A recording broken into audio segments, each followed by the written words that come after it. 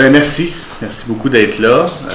Ça nous fait plaisir de vous recevoir au Centre d'action bénévole d'Argenteuil. On a une belle annonce à faire, Lucie et moi. Et ça nous fait plaisir de vous l'annoncer parce que là, on est rendu là. Ça fait plus de 6 mois qu'on travaille sur ce beau projet-là. Et c'est le retour du Salon des aînés d'Argenteuil pour une 2e édition. Salon qui aura lieu le 23 septembre prochain à la Polyvalente Lavigne, à la place d'accueil, et aussi à plusieurs endroits à la Polyvalente, parce que bon, on utilise de la grande surface, entre 9h et 4h, donc événement qui se veut rassembleur, événement qui se veut... et qui se fait parce que, aussi, en mettant en contexte tout de suite, on s'était donné comme mandat de faire un salon à partir quand on avait songé à ça la première fois, peut-être aux 2 ans, le salon des aînés. Et puis, suite à la popularité du salon l'année passée, puis quand on est sorti de là, les gens n'arrêtaient pas de dire « il faut vous en faire ça ». Absolument, absolument, absolument. Moi, je sortais dans la chute, puis j'entends rien parler de ça avant et après, j'étais tout étonnée. Le monde ne me connaissait pas, puis tu entends ça, tu te dis « mon Dieu, Seigneur, ça va être belle l'affaire ». Fait qu'on a répondu à la demande de plusieurs intervenants et d'aînés d'en avoir un autre cette année. Alors, vous allez voir, il y a des changements à cause de ça aussi, mais ça nous a précipité pas mal.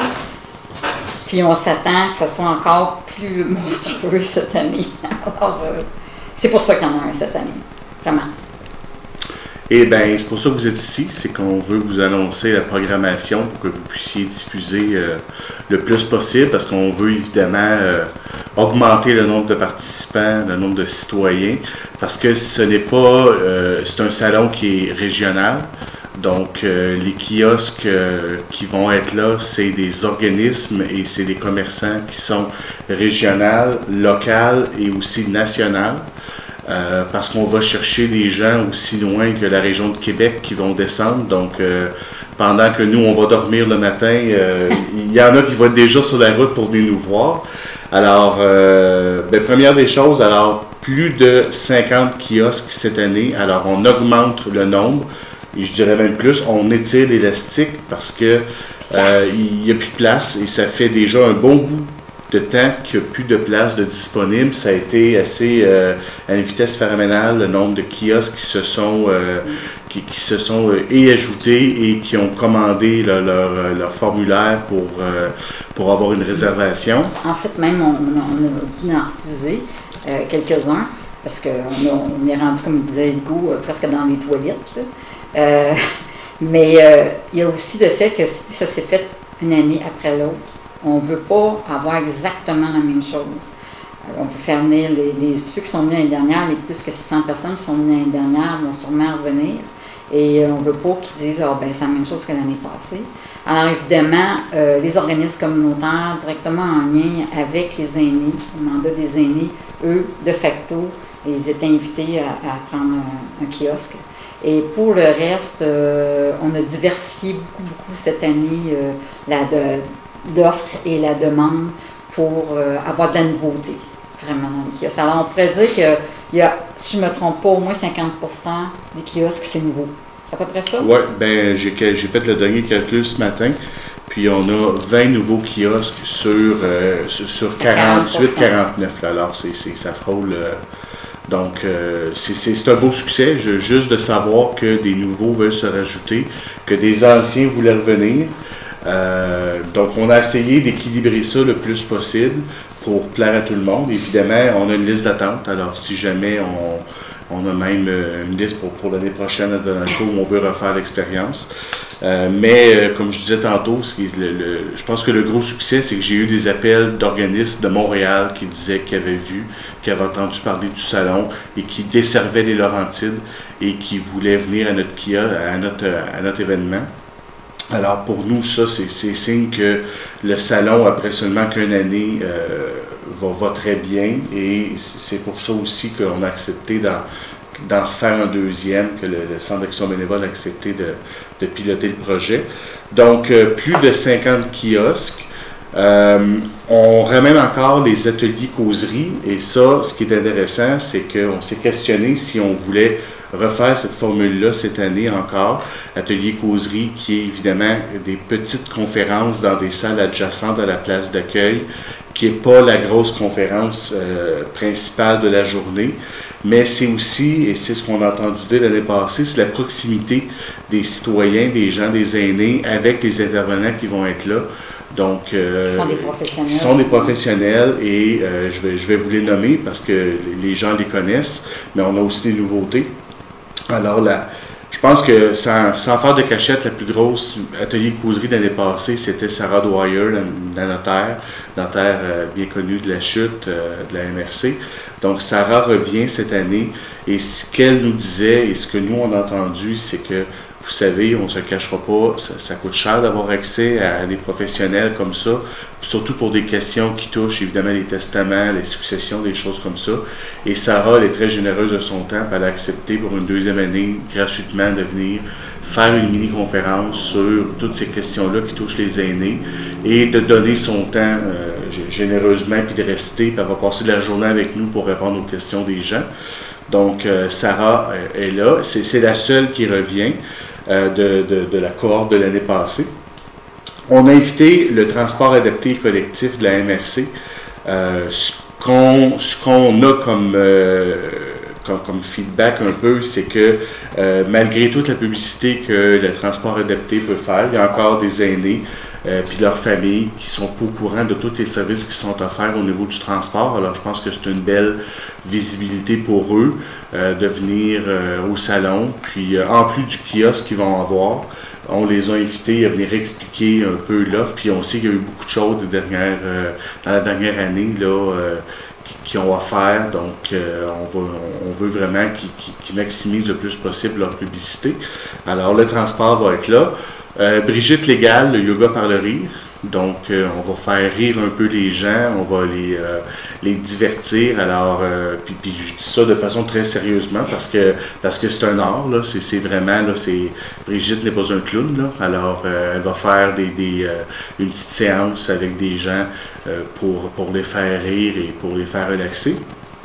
Et je suis très fier aussi de mon coup, c'est que on va avoir l'Association des grands-parents du Québec qui descendent de Québec, de la ville de Québec, et qui va venir, en plus d'avoir le kiosque, va venir nous expliquer les droits et responsabilités des grands-parents.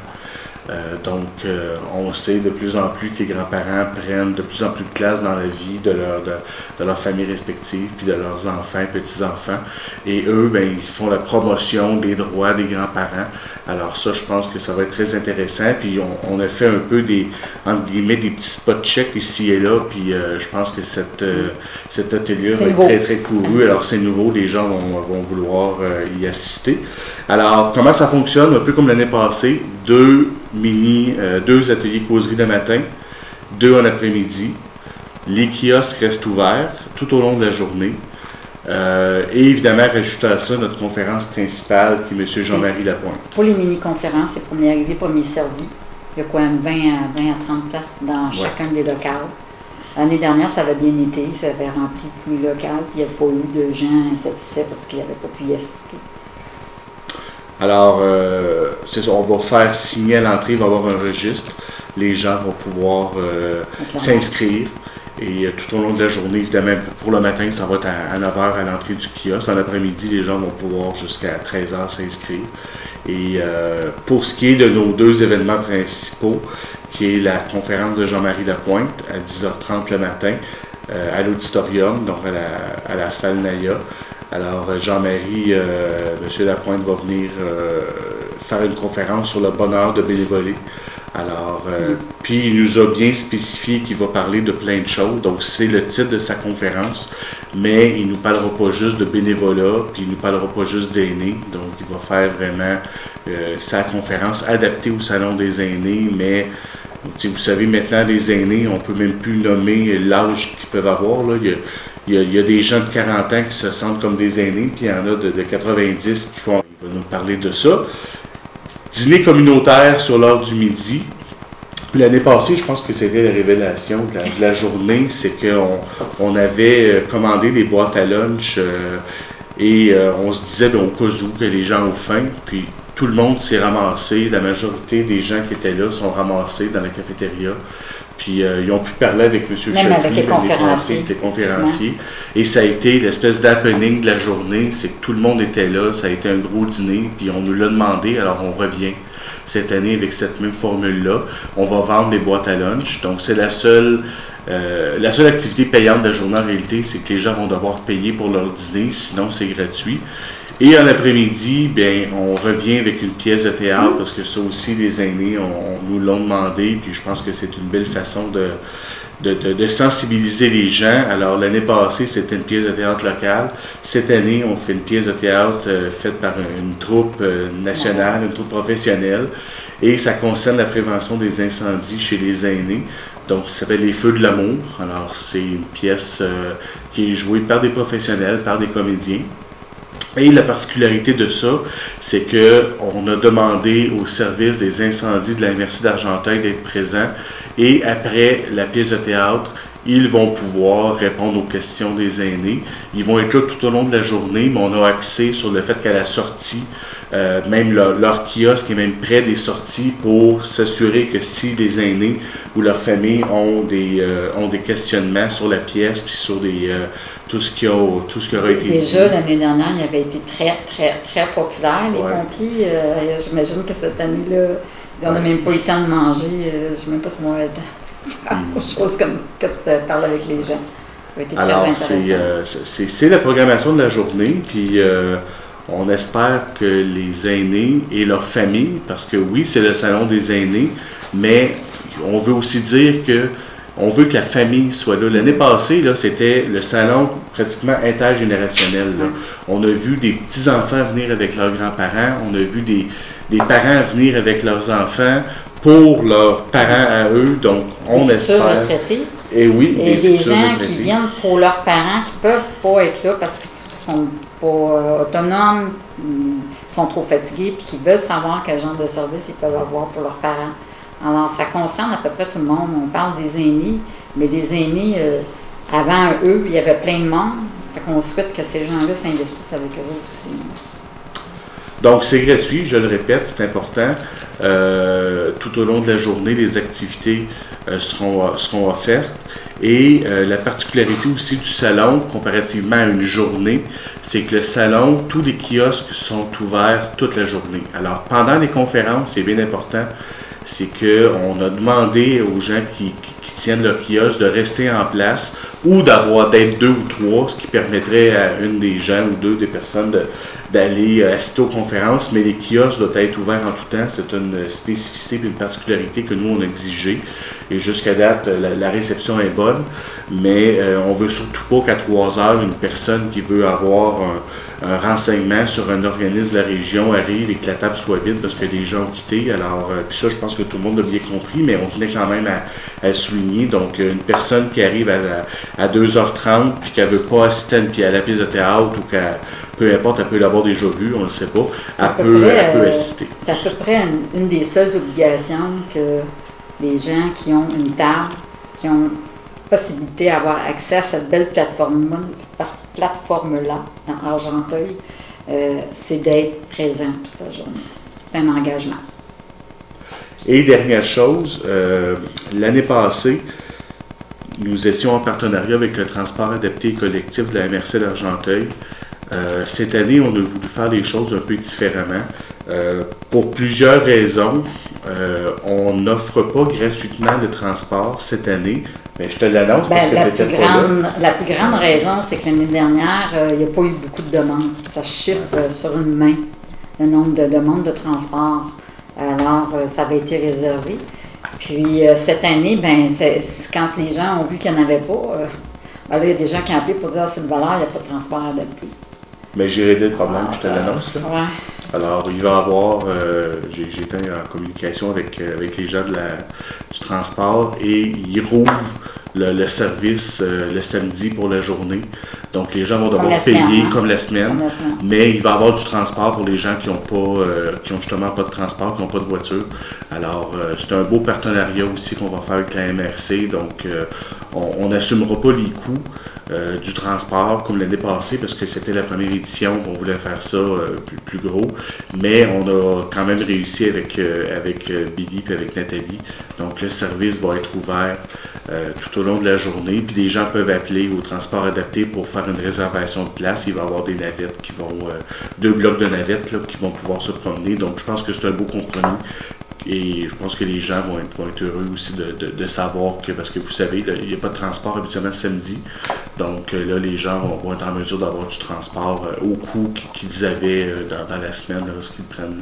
Ça le montre encore qu'un organisme dans le milieu ici, auprès des aînés, a le souci d'offrir un service.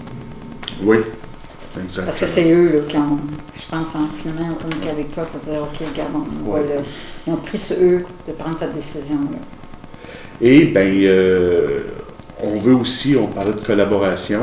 Je voudrais juste mentionner aussi que un salon comme ça, ça prend de l'organisation, ça prend des gens, ça prend des bénévoles pour nous aider. Et cette année, on va avoir un beau partenariat avec le Carrefour Jeunesse Emploi.